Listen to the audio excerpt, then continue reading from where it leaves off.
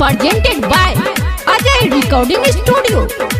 आप सुन रहे हैं कन्हैया राउत को। कमरिया लचके बोली शंकर भगवान की जय। कमरिया मनीष लचके वारिश नगर। कमरिया लचके रे कि चल बमा देव घर रे, कि चल बमा देव घर रे।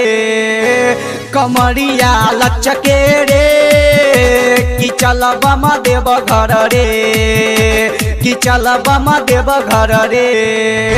चढ़ाई देव जलवा की माने नहीं मनमा, बापा दुआर चल झटके रे। कमरिया लचके रे कि चल बमा देव घर रे, कि चल बमा देव घर रे। बोली बोली शंकर भगवान की जय।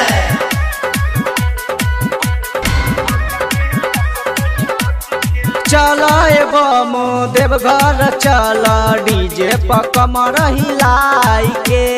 लागे न मनवा पी के भंगवा, हिलत डोलत जाई के, हिलत डोलत जाई के।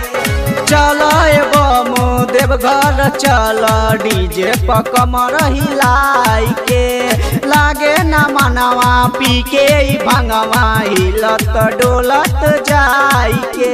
ई डीजे जब बजाइब कमर हिलाइब, भक्ति में मनवा डोले रे। कमरिया लचके रे कि चल बमा देव घर रे, कि चल बमा देव घर रे, घर रे, देव घर रे। बोली बोली शंकर भगवान की जय।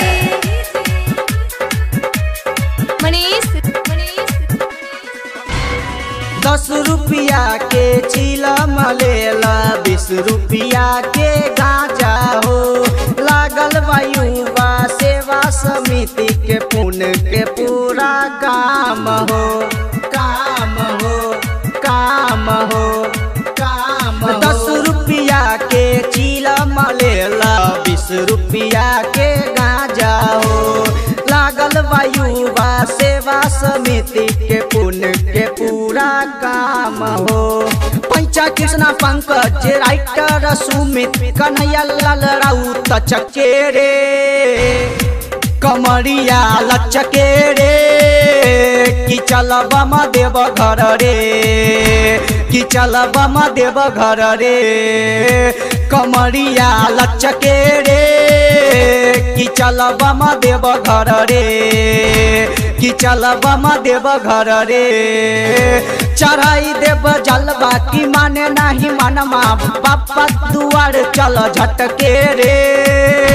कमरिया लचके रे कि चल बमा देव घर रे, कि चल बमा देव घर रे। कमरिया लचके रे कि चल बमा देव घर रे।